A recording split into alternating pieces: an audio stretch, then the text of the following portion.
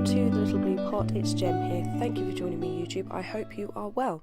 I'm going to be talking about the effect sexual abuse and sexual violence has on us as human beings, leading to trauma, leading to possibly developing mental illness.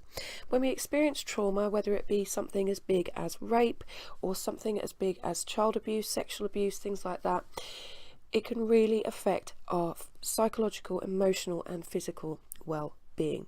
I'm doing this to help raise awareness of Sexual Abuse and Sexual Violence Week, which takes place around the first week of February, and using the hashtag It's Not Okay. The information today is taken from rape victim advocates, and there's lots of information. I'm going to put as much information in the description as possible to support people. I myself have experienced rape. I have been date raped, I have been raped by a partner, and I have had unconsensual sex with someone in a very kind of awful place. I'm not going to be talking about myself, but I just want to say that I am a victim, I am a survivor too, and this video is for anyone who wants to understand the effects of trauma and the effects of a negative environment, whether it be when we're younger or all the way through until we're older, can have a real impact. Trauma can cause mental illness. It doesn't for everyone, but it can. So I'll be talking about the effects of sexual violence and the impact it has on victims and survivors, apologies there. You can use the word victim or survivor. I will be using a bit of both as I read through my notes, but if you're unhappy with either of those terms, please let me know which you prefer. Some people are different to others because we're all different people. So it has an impact on the victim and survivor's life, can lead to mental illness such as PTSD, depression, anxiety, and a wealth of other mental health problems. I do appreciate this is a very delicate subject. It may trigger some people, but it's something that we need to discuss because it's not okay, and a lot of people are suffering in silence when they don't need to, and the trauma that this can have on them, not only them but the people around them, can have it can really affect your daily life, your daily functioning. So the most immediate person affected by sexual abuse or sexual violence is the victim or survivor.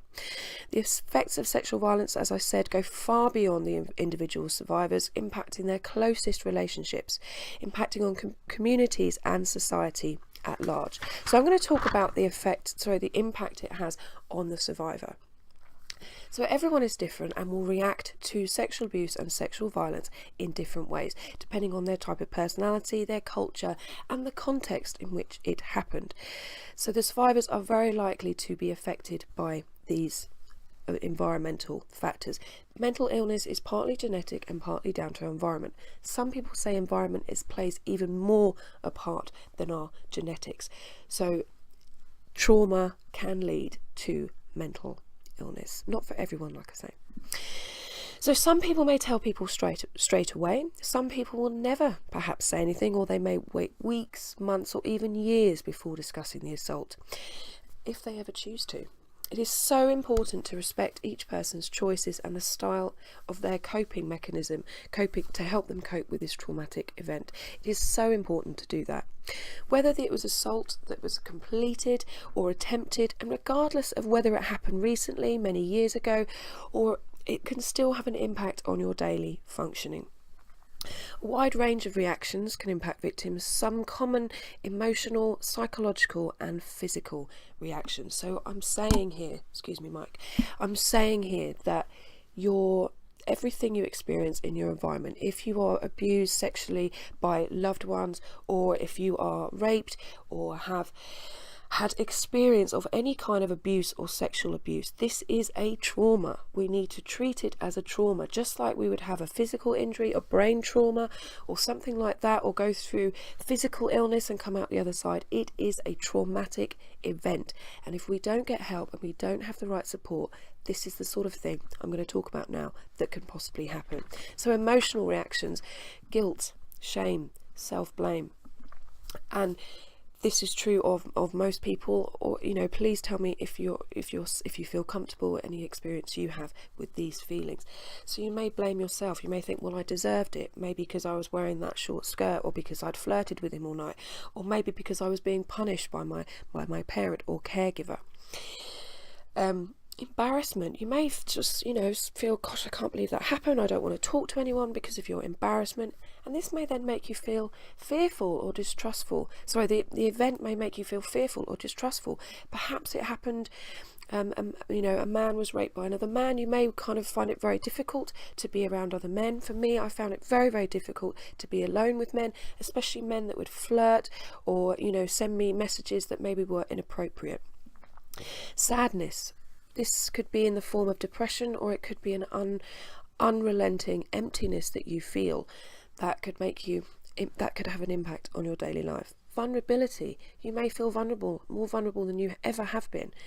You may feel isolated, have a lack of control, so you may want to control other areas of your life, possibly developing an eating disorder to regain that control, because that tends to be why some people who have eating disorders want to get that control back in their life.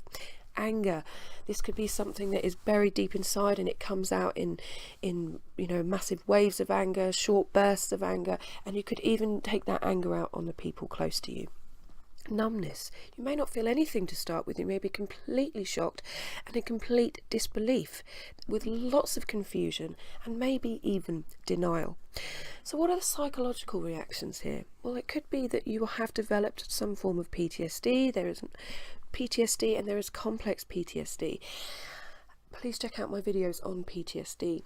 Nightmares. So you may relive this experience as nightmares. You may have flashbacks which are triggered by external or internal events. Internal thoughts. Apologies there. So flashbacks, you could maybe hear the same music or smell something that happened at that time, and it takes you right back to the event, making you feel the same emotion that you had. And that is kind of what PTSD is in a nutshell. As I said, depression. You could be very likely to get depression, especially if you're not getting that support. It is a trauma. Remember, sexual abuse and sexual violence is a trauma. Difficulty concentrating, and so this could be that it had an impact on school, work, college, being around your friends. You may be kind of switching off, zoning out, dissociating. And as I've said, PTSD is one of them as well. PTSD can be very common, especially if you've had severe trauma. PTSD, is post-traumatic stress disorder.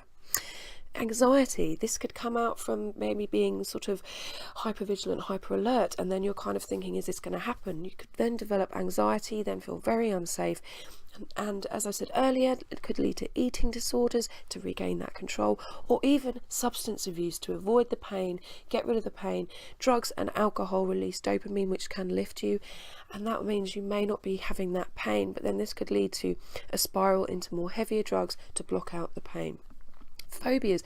If it happened outside, if you were maybe just outside, outside your house rather than inside your house, you may have a fear of going outside. Agoraphobia.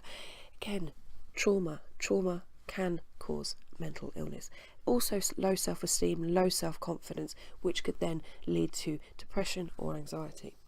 Physical reactions, changes in appetite or sleeping patterns. This is one of the early signs that one could be suffering from depression or anxiety. So you may be eating more or less, not getting enough sleep because maybe you're having those flashbacks, and sleeping patterns. So you may be getting too much sleep or not enough sleep. Apologies there. Increased startled response. You may be hypervigilant, hyper alert. Kind of when someone speaks to you, you may jump, or someone maybe taps you on the shoulder. This could all happen, whether it happened to you when you were a child and now you're an adult. This can really impact you, okay? So you need to get help. Concerns about physical safety. So you may feel that you can't go anywhere or do anything because you're worried, or maybe that you feel very isolated and trapped, worrying that the abuser will continue to do the same.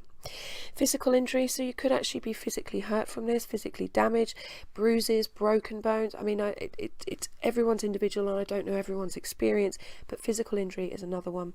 Or you could even have concerns about pregnancy, contracting STI, or even HIV. So also some health outcomes can be fatal or dangerous for you, such as self-harm, suicide, homicide, maternal mortality, and AIDS-related deaths. There is a lot that could happen. So what is the impact on the loved ones? Well, it's excuse me, reading my papers. When someone is a victim of sexual violence, it affects not only the survivor, as I said, it affects those around them. Sexual violence can affect parents, friends, partners, children, spouses, classmates, and co-workers or work colleagues. And we are thinking about the survivor, the victim, but we can't say that just has an impact on them. It is widespreading.